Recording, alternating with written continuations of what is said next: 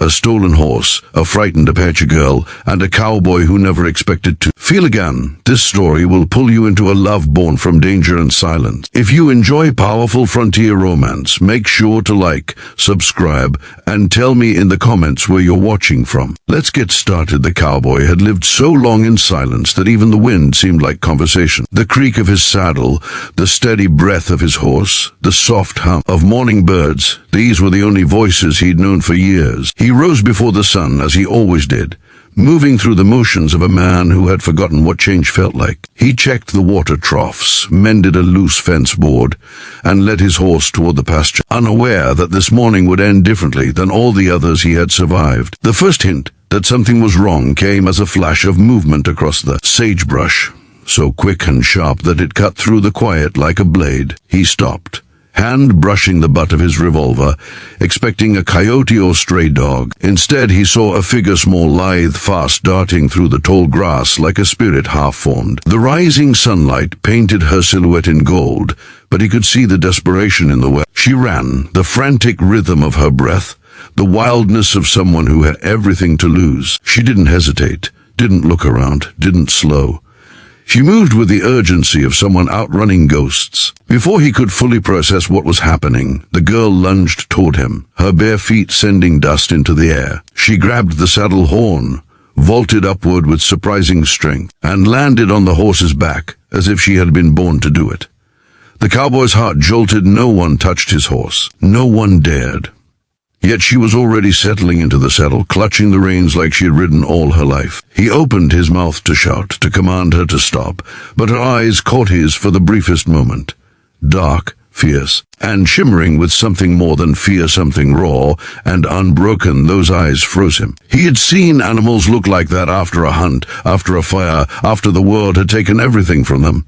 But never a person. There was power in her gaze, but also a plea, a trembling whisper of survival tangled with fire. By the time his voice returned, she had already snapped the reins and sent the horse shooting across the valley. He watched, stunned, as his faithful companion, his only friend in this lonely land, carried her farther and farther from him. Anger should have followed, outrage, instinct, the cowboy's pride. But instead, something inside him shifted, something he hadn't felt in years.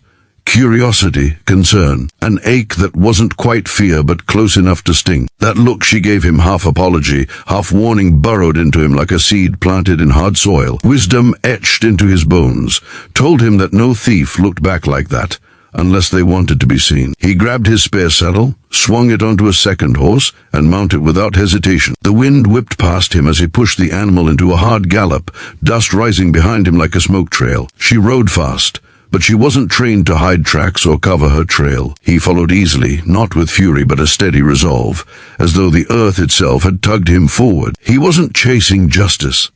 He was following a story he hadn't heard yet, a truth pressed between the fragile breaths of a girl who had risked everything for a stolen mount. The chase led him across the open plains, through thickets of mesquite and shallow, dry streams. The sun rose higher, staining the world in copper and gold. He expected her to slow. She was young, alone, riding a horse she didn't know. But she clung to the saddle with an iron grip born from necessity. Something had driven her to take this risk, something worse than being caught by him. The realization knotted in his chest, feeding a growing unease. Whatever she was running from, it wasn't him. And it wasn't over. When he finally caught sight of her again, she had pulled the horse to a stop near a cluster of boulders. She slid off, knees trembling, one hand braced against the saddle, as though fighting to remain upright. Her breathing was ragged, her clothes smudged with dirt and ash, and her hair tangled like she had run through fire to get here. The cowboy slowed his pace, approaching with the wary steadiness he used on wounded animals. He expected her to run again or fight. But instead, she simply stood still, watching him with those same burning, haunted eyes. He dismounted with care, hands open, making no move toward his gun. She didn't speak, but her expression wavered between defiance and exhaustion, the kind of exhaustion born from losing everything. She took one step back when he got close, as though prepared to sprint into the empty plains again, if he so much as twitched wrong. But he didn't. He only studied her torn dress, her bruised arms, the faint scorch marks along her neckline. And then he saw it, smoke rising faintly over the horizon, miles away, where her village must have stood. She followed his gaze, and something inside her cracked. Only a small piece, but enough for him to understand. She wasn't just a thief.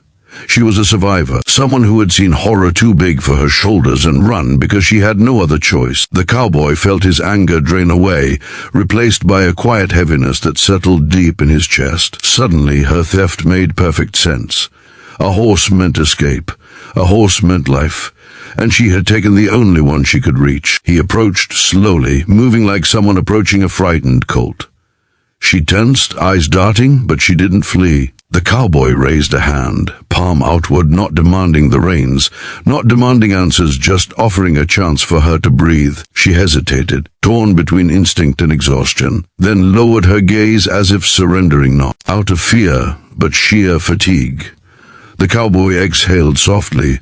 The chase was over, but something else had begun, something he couldn't yet name. He took the reins gently from her hand, but her fingers lingered longer than he expected, as though parting from the horse meant parting from the only safety she had. When her grip finally loosened, she remained standing near him, trembling slightly. He removed his coat and offered it to her without words. She blinked in surprise, as if kindness was more foreign than fire. Slowly, she accepted it, pulling it around her shoulders with both hands. The cowboy's life had been one of silence, one of empty plains and long nights. Yet here stood a girl who, in one reckless moment, had torn open the stillness he had built like a fortress. She had stolen his horse, but somehow she had awakened something in him he thought had died years ago, the memory of what it meant to care. And though neither of them could know it yet, that morning theft was the spark that would forever alter the direction of both their lives beneath the endless western sky. He found her just as the sun began to fall behind the mesas, sitting beneath a lone juniper tree, his horse grazing beside her as if it had chosen her over him. She didn't try to run when he approached. She simply watched him with exhausted eyes, hands trembling from cold and hunger. He didn't lift his gun or even raise his voice. Instead, he knelt in the sand and placed a wool blanket beside her. She hesitated, studying him like a creature, unsure if kindness was another trap. Then slowly, she pulled the blanket around her shoulders. When she spoke, her voice was thin as thread. Her village had been attacked, at dawn fires devouring homes, gunshots scattering families, horses stampeding through gardens her people had tended for generations. She had run without direction, without hope. Chased by the echo of screams she still couldn't shake from her ears. The cowboy listened without interrupting, his jaw tight, but his gaze gentle. He didn't ask why fate had chosen her to survive. He didn't question her choice to take his horse. He only said quietly, "You're safe now." She didn't believe him at first. Safety was a word she no longer trusted. But he offered food, a tin cup of water, a strip of dried meat, a small loaf of cornbread he'd baked earlier that morning, and she accepted with shaking fingers. When she finished eating, she asked what he planned to do with her. Turn her in, leave her here, take back his horse and ride away? He shrugged, looking out across the valley they'd traveled. "You look like someone who shouldn't be alone tonight," he said. That's all. They rode back slowly, the horse carrying both of them, her weight leaning unconsciously against his chest. Each time the wind lifted her hair across his skin, something inside him shifted, something he hadn't felt in years, maybe never. At the cabin, she stepped inside cautiously, as if expecting ghosts to greet her. He lit a fire, handed her a cup of hot coffee, and let her sit in silence.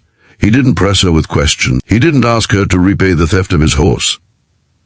He simply gave her space to breathe. That night, she slept by the hearth, eyes flickering open at every crack of wood in the fire. He sat by the table, carving a piece of cedar into the shape of a bird, glancing at her every few minutes. When she startled awake from a nightmare, breath ragged, hands clawing the blanket, he didn't move closer. He only said her name softly, letting the sound steady her until she lay down again. In a life full of violence and fear, gentleness felt foreign to her. But she liked the way his voice made the room feel warmer. Morning brought color back to her cheeks. She helped him fetch water from the well, though her hands shook from the cold. She fed his horse, whispering something in her own language that made the animal nuzzle her shoulder. He watched her from the porch, realizing how quickly her presence had filled the empty spaces of his life. The silence he once lived with now felt like a room too small for him. She spoke little, but each word she offered carried sincerity, like someone who had lost much, and didn't waste anything, not even breath. Over the next few days, she began to follow him as he rode the fence line. She learned the rhythm of his land, the slow bend of the river, the red cliffs that caught fire at sunset, the cottonwoods that whispered when the wind passed through their leaves. She didn't hide the sadness still clinging to her, but she didn't hide her gratitude either. Sometimes, as they rode side by side, she would glance at him with a smile so brief he almost missed it. Yet that fraction of a moment stayed with him long after.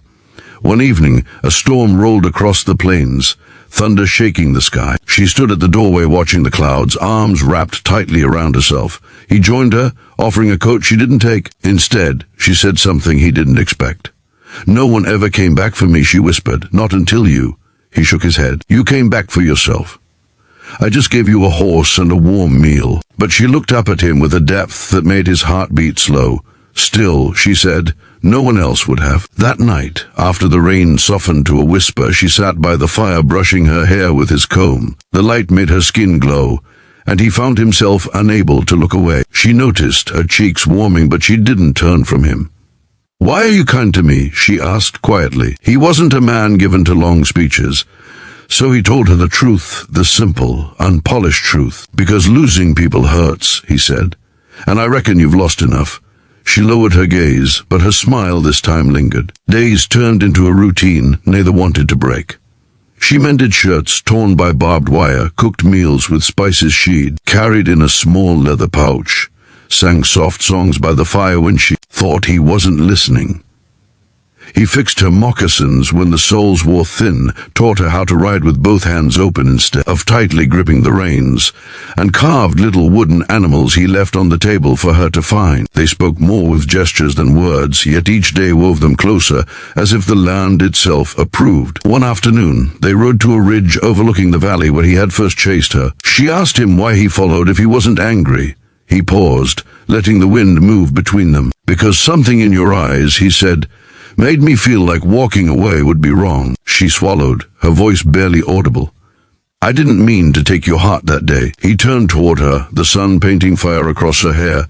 "You didn't take it," he said softly. "I gave it, long before I knew what I was doing." She leaned against him then, not as a frightened girl, but as a woman choosing trust once more. He wrapped his arms around her gently, holding her as though she was something precious. The valley stretched wide below them, endless and quiet, a place where two broken paths had finally met. When she lifted her face to his, he kissed her slowly, careful but certain, like a promise. She smiled against his lips, whispering, "I think I found my home." He kissed her again, the wind carrying their laughter across the plains.